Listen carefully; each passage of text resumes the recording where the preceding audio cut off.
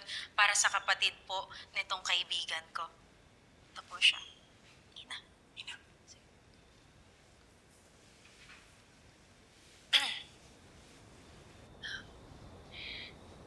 Hello po sa lahat po ng nanonood ngayon ng live.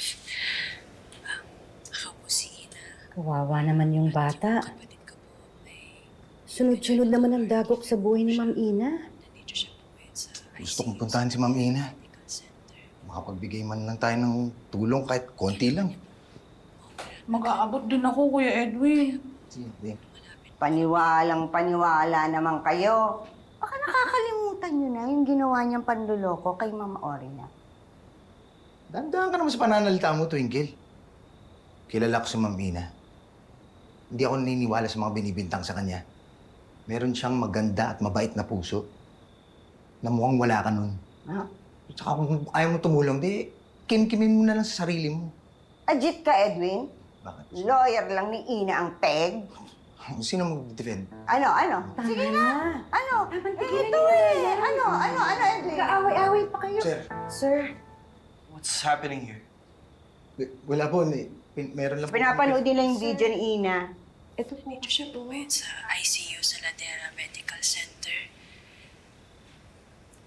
Kailangan niya pong maoperahan agad. Nasa ospital po kasi si Nono, sir. Kailangan po nila ng malaking halaga para dun po sa operasyon.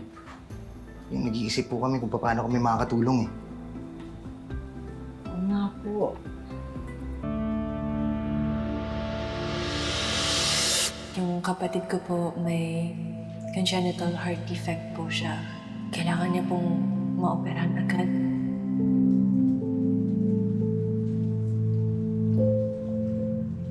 Amy, Yuan, can we talk?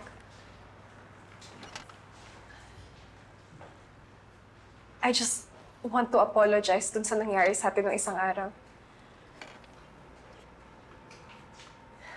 I was just being honest about how I feel. But if di ka pa ready, I respect that.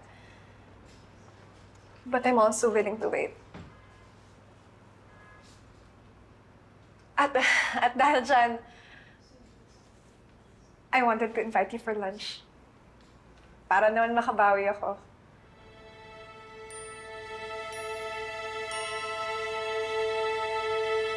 Yuan?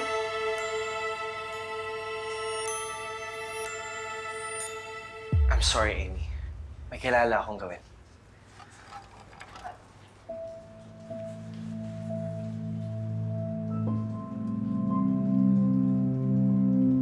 Hoy, Ina! Ina! Saan ka galing? Kanina pa kita tinatawagan, hindi ka sumasagot. Bakit? May masama ba nangyari kay Nono? Wala naman. Pero, ay, ito nga pala. Kausap ko si Dr. Mendoza kanina. Sabi niya, ipapaskeda daw yung operation ni Nono, ASAP. Teka nga, hindi ko maintindihan. Ano ba nangyayari? Ina, matutuloy na yung operasyon ni Nono. May nagbayad na raw para sa operasyon niya. Maoperahan na si Nono, Ina. Salamat. Salamat.